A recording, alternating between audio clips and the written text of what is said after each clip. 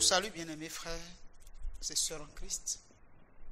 Que le Seigneur, le Dieu de gloire, vous remplisse de paix et de joie. Comme sa parole a dit, jetez sur lui de tous vos soucis, car lui-même prend soin de vous.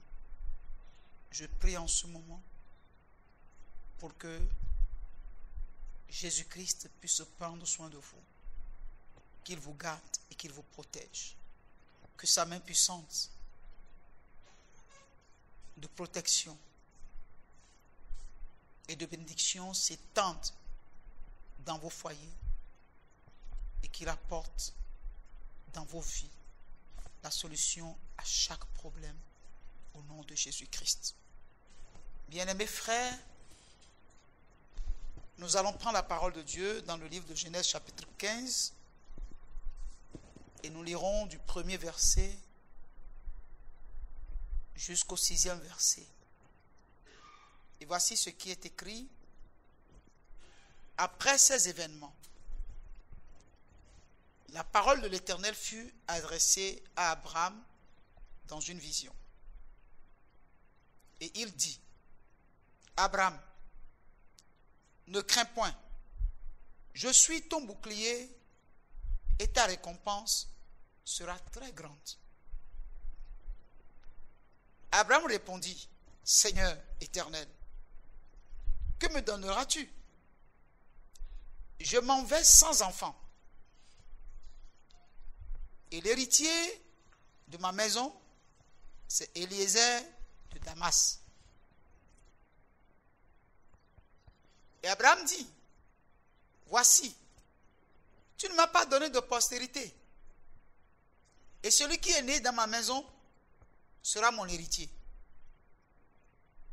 Alors la parole de l'Éternel lui fut adressée ainsi. Ce n'est pas lui qui sera ton héritier, mais c'est celui qui sortira de tes entrailles qui sera ton héritier. Et après l'avoir conduit dehors, il dit, regarde vers le ciel et compte les étoiles, si tu peux les compter. Et il dit, telle sera ta postérité. Abraham eut confiance en l'Éternel, qui le lui imputa à justice. Bien-aimé, la foi véritable nous a été démontrée par Abraham. Le Saint-Esprit nous invite à aller à l'école d'Abraham. Si du moins nous croyons que Dieu l'a établi notre Père en tant que des croyants, nous devons aller à son école. Beaucoup ne savent pas que dans la marche d'Abraham, qu'il a connu beaucoup de difficultés, qu'il a fait face à beaucoup de pression, à beaucoup d'épreuves. Mais ce qui lui a permis de voir la main de Dieu, c'est cette confiance totale qu'il a eue en Dieu. Notre lecture a commencé par après ces événements. Il y a eu des événements. Son neveu Lot s'est retrouvé en prison parce qu'il y avait des rois qui avaient attaqué le pays où Lot habitait. Et Abraham a été obligé de se constituer une armée pour aller délivrer son neveu Lot. Pour tous ceux qui connaissent l'histoire d'Abraham, ils savent que Lot est le fils au frère d'Abraham. Alors qu'il n'avait pas encore d'enfant, il a pris sur lui comme étant son fils. Mais arrivé à un moment donné, ce garçon a décidé de se séparer de son oncle. Ce qui a été un grand coup dur à Abraham. Bien-aimé, chacun de nous, il arrive des moments où nous subissons ces genres de choses. Combien de fois des gens sur qui nous comptons, des amis, des parents, ont été déloyaux à notre endroit, au moment où nous y attendions le moins. Combien de personnes sur qui nous comptions, mais qui nous ont abandonnés, qui nous ont délaissés, et qui ont laissé des traces d'amertume dans nos cœurs. Abraham a subi toutes ces choses. Et malgré l'acte que son neveu a posé, il a couru à son secours. Il est allé le délivrer de la main de ce roi-là. Et il a récupéré tous les biens de son neveu. Et après ces événements, la Bible nous dit que l'Éternel s'est adressé à Abraham dans une vision. Et il dit, Abraham, ne crains point, je suis ton bouclier et ta récompense sera très grande. Pensez-vous que Dieu s'est approché de lui pour l'encourager de la sorte s'il n'avait pas quelque chose qui le dérangeait? S'il n'avait pas une pression, s'il n'avait pas un souci, une tristesse dans son cœur? C'est pour cette raison, bien-aimé, Jésus a envoyé le consolateur à l'église. Pour qu'en ces moments de difficulté, de pression, de soucis, que le consolateur vienne pour nous encourager, pour nous fortifier, pour que nous ne nous décourageons pas. Bien-aimé.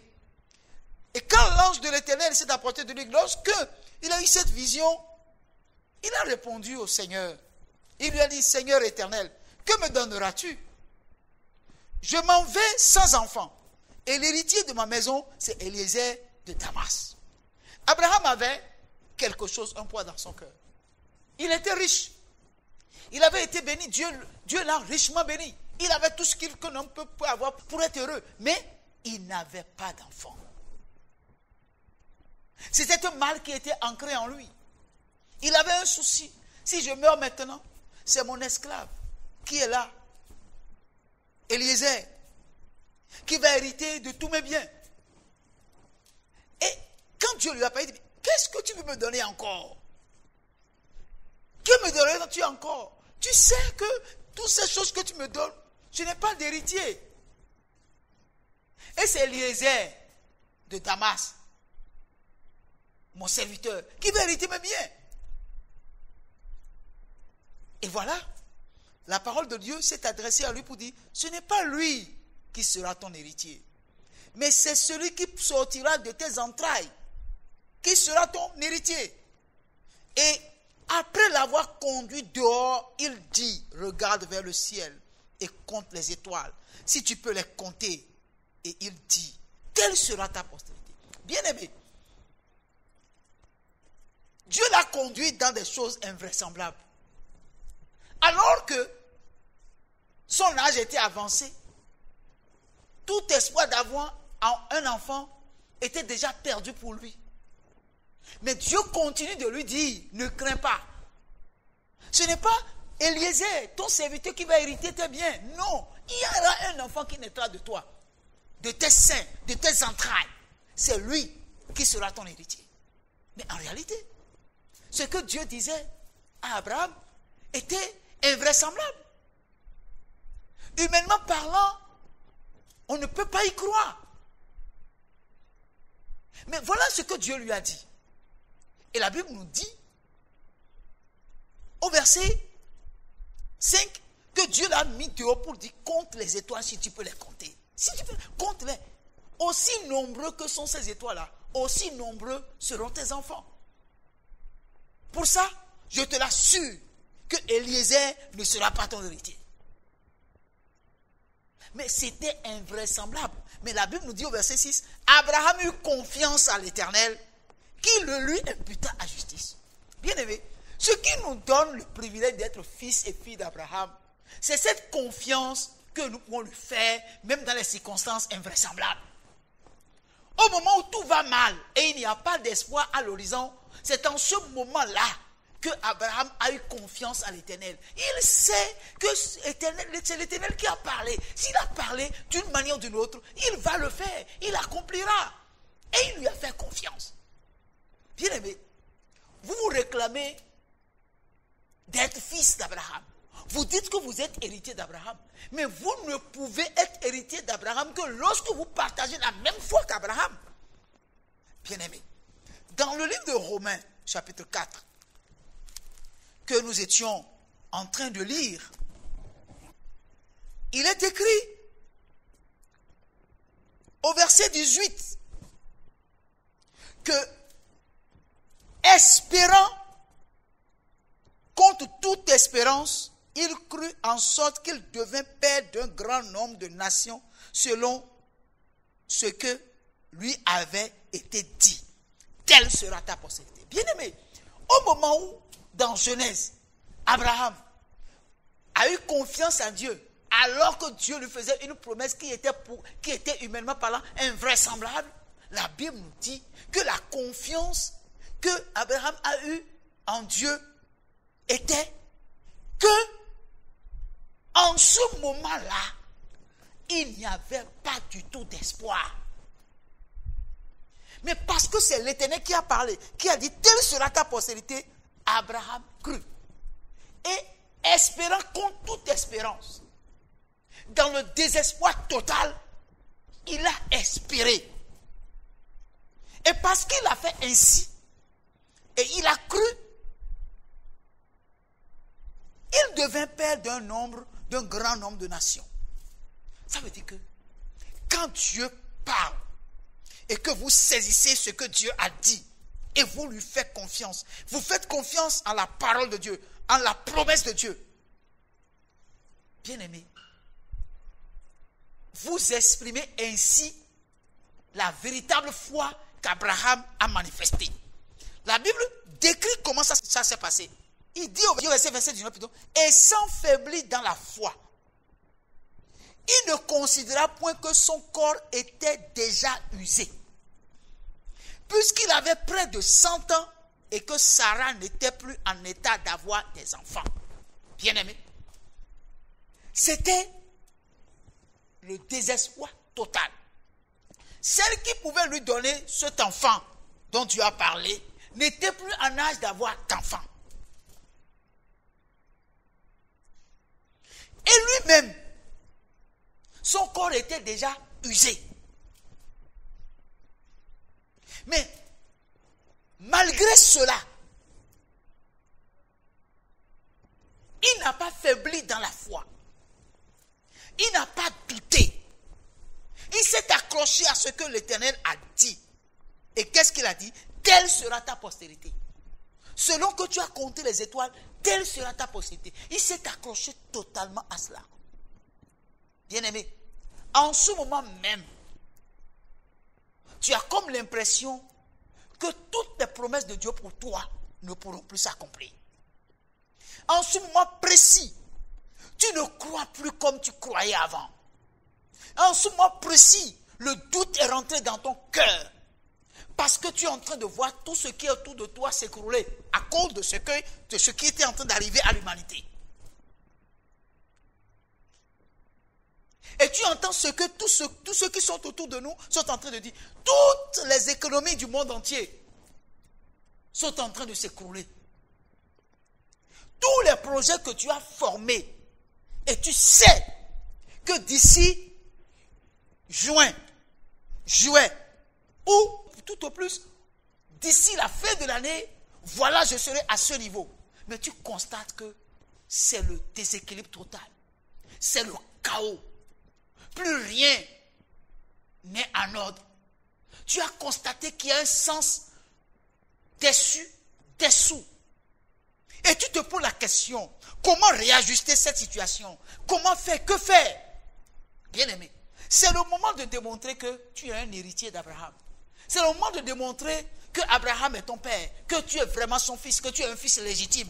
Et c'est maintenant que tout est dans un chaos total que tu peux espérer que le Dieu qui est capable de donner de l'équilibre à tout ce qui est déséquilibré, le Dieu qui est capable de mettre de l'ordre à tout ce qui est désordonné, car la Bible dit que lorsque Dieu a créé le monde était dans un chaos total. Et l'Esprit de Dieu planait sur les eaux. Et Dieu dit que la lumière soit et la lumière fut. Dieu va mettre de l'ordre dans le désordre. Il va mettre de l'ordre dans ton chaos là où tu es. Mais le problème c'est quoi? Abraham n'a pas regardé son corps qui était déjà usé. Il n'a pas regardé non plus sa femme qui n'était plus en âge d'avoir d'enfants. Mais il a dit, puisque c'est l'Éternel qui a parlé, il peut le faire. Mon frère, ma soeur, il y a encore de l'espoir pour toi. Mais laisse-moi te dire, si tu es un fils d'Abraham, si tu es une héritière d'Abraham, tu dois manifester la même foi qu'Abraham a manifesté. Ne te laisse pas abattre parce que tout va mal. Parce que toutes les frontières du monde entier sont fermées. Tu ne peux pas voyager. Plus rien ne marche. Mais tu dois savoir une chose. La terre et tout ce qui est sur la terre, tout ce qui est sous la terre appartient à l'Éternel. Et il livre à qui il veut les trésors de la terre. Je voudrais te dire qu'il y a encore de l'espoir. Jésus n'est pas confiné. Jésus est dans ta vie. Et il peut encore agir. Il y a de l'espérance pour toi. Mon frère, c'est là mon message pour toi. Et j'espère que tu seras au prochain rendez-vous. Dieu nous gardera. Et il nous protégera. Si entre-temps la trompette ne sonnait pas, nous nous reverrons. Et si la trompette sonnait, nous nous reverrons certainement là-bas. Parce que j'ai l'espoir que je serai enlevé. Et j'ai l'espoir que toi aussi tu seras enlevé. Pourvu que nous marchions comme Dieu veut que nous puissions marcher. Parce que celui qui parle et celui qui entend sont au même pied d'égalité. Pourvu qu'ils mettent en pratique ce qu'ils disent ou ce qu'ils entendent. C'est ça, l'héritage des saints. Que Dieu vous bénisse. Où que vous soyez, au nom de Jésus-Christ. Amen.